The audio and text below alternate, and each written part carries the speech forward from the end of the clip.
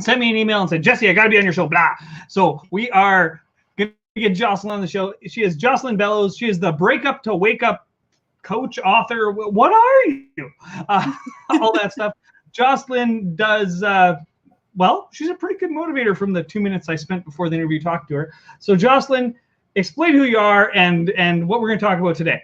Absolutely. Thank you, Jesse. So yeah, nothing like a flash in the pan and let's just make it happen, right? So my name is Jocelyn Bellows, and I am a breakup to wake up coach. And really what that is breaking up with the ideas of who you thought you were meant to be based on what everyone else has told you that you are, to wake up to the authentic person that you actually are. It's breaking up with the falsities and the stories that you were led to believe about yourself, your victimhood, your unworthiness, the idea of what you thought your life was going to be, and the actual energetic ties that you hold on to with people external to you. And then you start to wake up to the new reality of your life. And it really begins with the fragments of your life that have been come through from, breaking up with those old habits and those old stories, and the people that are no longer serving you and are perhaps toxic in your world. So, not everything is going to come through from that before and after component. So we're starting with the fragments. These are the things that actually were always good for you from the beginning, or they're really good for you and serving you now. Waking up to joy, waking up to your own inner light, and crafting your new reality. And this began with my own journey. So even though, breakup to wake up, and I actually work with men and women oftentimes that find me because they're having challenges within their romantic relationships, that doesn't mean that your relationship has to end. That is not what this means. It doesn't mean that you have to break off your marriage or your relationship or friendships. What it means is actually breaking up with stuff within inside of you.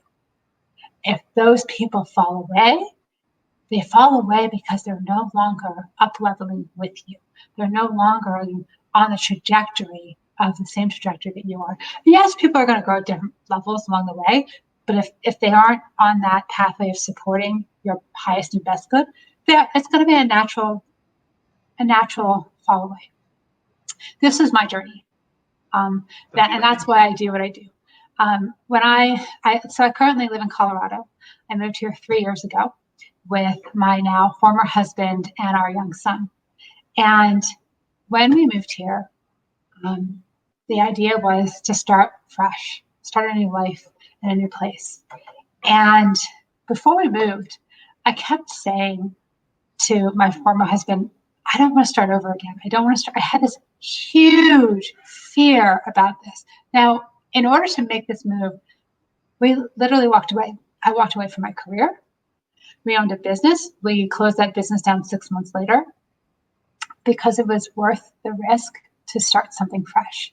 What I didn't necessarily see coming is that the reality of that my marriage was incredibly toxic, and I had lost my light. And so the 3 months into being here, I finally realized I had to decide for myself.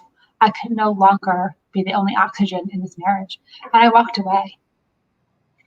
And in doing that, I chose me for the first time and started to choose to love me. And saying that you love yourself and actually doing it are different things. Jess, you're nodding your head. Because I can talk over you the whole time. What something's hitting you, so please share.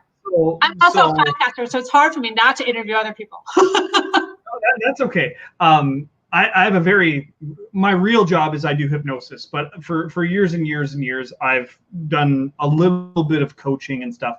And it comes from my personal history. And my personal history, I grew up on welfare, and basically the town where I grew up, they treated you like a piece of, for lack of a better term, manure, when you were that type of person, right?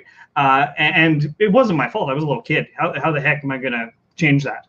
And for years, I had this thing in my head that this is what I'm going to be. I'm always going to be that kid that is going to be on social assistance, blah, blah, blah, all the normal stuff, the statistics that people say, right? That you never get out. And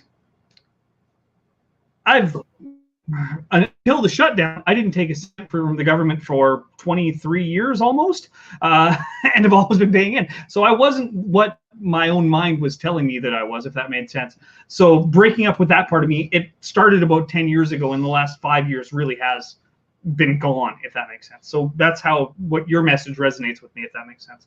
So yeah. It absolutely does. I'm glad that you said that like 5 years is gone. And the reason I'm glad that you sort of highlight that, because a friend of mine that I had reconnected with from college, who I haven't spoken to her in at least a decade. And in the last couple of years, somehow as magic happens, we reconnected. And her journey, although different than mine, she had her awakening. And prior to her awakening, she doesn't remember those aspects of her life. There's pieces of her life that are just gone. She's like, I know that it happened, but they're just sort of erased from memory. And it's so, and when the first time she said that to me, it really made me pause in my own world, because I thought, oh my gosh, that's how my existence. And I don't know, some of me attributes this, I'm sure a hypnotherapist, maybe you can actually have some expertise around this. Do we actually is that a protective measure of ourselves? Yeah. The thing is, it really is.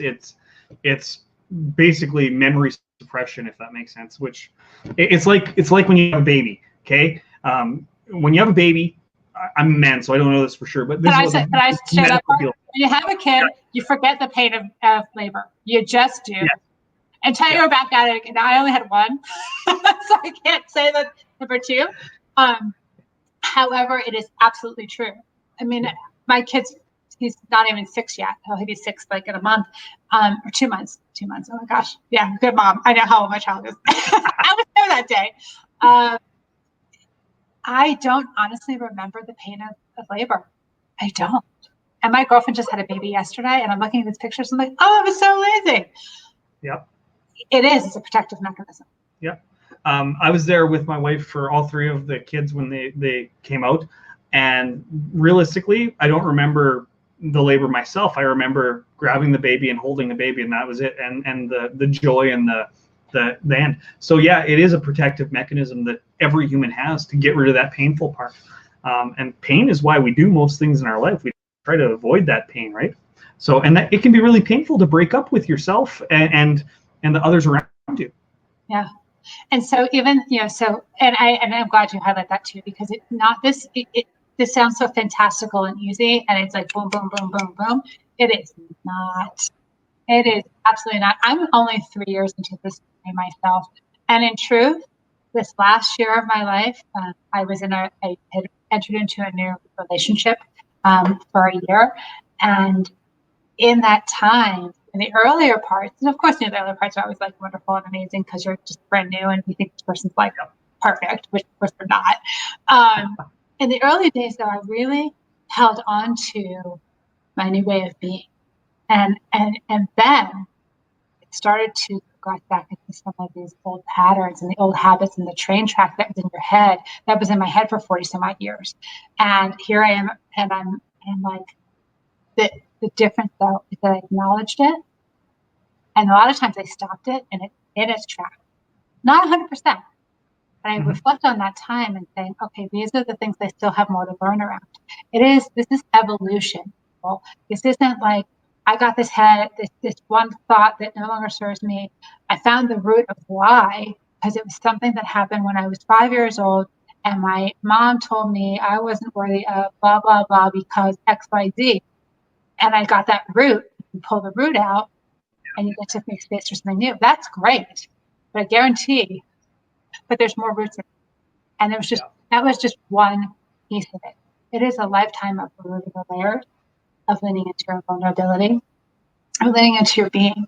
And as much as I say all of this, so just a side note to all of this, when I began, I didn't intend, my outward was not to coach. That wasn't where I thought I was going.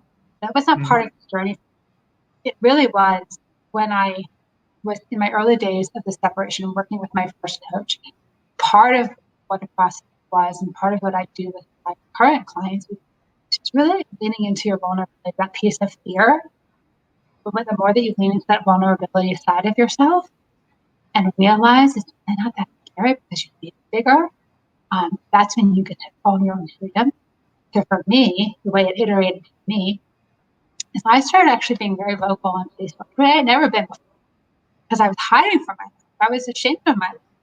If you had asked me then, I wouldn't have said that because I was in denial.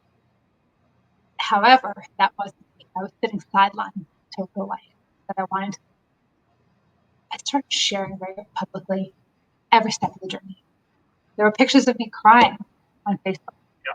And this is what I'm going through. And sitting in it, I made very intentional decisions. I was not going to drink. I was not going to fall into depression. Those were not going to happen. What I was doing was make intentional decisions about how I was going to take control of my life and hold my power. And I shared that very publicly in all of the humility ways of doing that.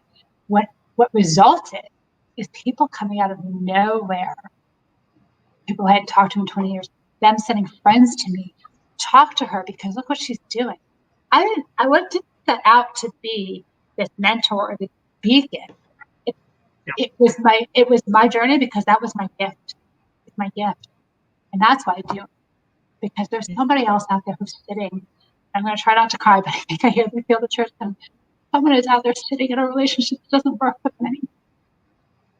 And don't do it. It's not worth it. You have this one opportunity to do this life. You get to choose joy every day. Choose yourself. Okay, seriously. Okay. I didn't see that coming. No, that's okay. That's okay. It's not the first time it's happened on my show, and it won't be the last. The whole point of my show is to help people get an emotional connection to the viewers. And honestly, yeah. So I apologize for laughing. It makes me happy when people feel anything, because most of us don't feel anything anymore, if that makes sense. Yeah. So with one of the things that struck me about what you were talking about is how being vulnerable actually led you to your power. And people don't realize that in a lot of ways. And we are going to end this pretty quick since it was a surprise one. But just 1 minute, can you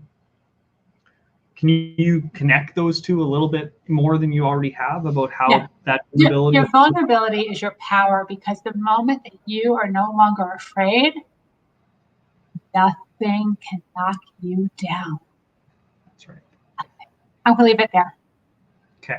Awesome. We have 2 minutes left. I'm going to ask you the two questions I ask everybody during every interview. The question of the week is, if you could be any animal on the planet, what animal would you be? Oh, a dog, because probably even a lab. I want to be more clear. I'd be a lab, because everyone loves a lab because labs love everyone. That's fair. That's fair. And the reason I do this is just for stupidity's sake. And the last question, where can people get you, follow you and all that stuff? Sure, absolutely. A couple places. First, I'm going to send you to my Facebook page. So facebook.com /breakup to wake up coach, or jocelynbellows.whitehead. Those are both great places on Facebook. And Instagram, I also have a podcast called Leap. So my IG handle is What's Your Leap. So Instagram.com/What's Your Leap. Or you can even follow me on anchor.fm/What's Your Leap. That's also on my. So you're everywhere. I'm everywhere. I have a YouTube channel, but I don't have I'm still working on getting enough followership that I can actually have my own vanity. Right now, it's just a bunch of letters and numbers. Not there yet. I have 10 people that watch this. So last question is, what's one thing you've done today other than this interview? Because let's face it, this is fantastic. Hi, one viewer. What's one thing you've done today to make yourself happy? Okay, so I connected with someone earlier today who's I'm going to be on his show and he's going to be on my show, and I shared an idea about a second show that I really want to have happen, and we're going to talk more about it. So I'm really excited to see where that could potentially go. Fantastic. Ladies and gentlemen, this is Jocelyn Bellows, Breakup to Wake Up. Make sure you follow all her stuff, and live the life that you're meant to live, not the life that is in your head. Ladies and gentlemen, say bye to Jocelyn. Jocelyn, This is our tradition. We do this. Say bye. Leslie, thank you so much. Bye.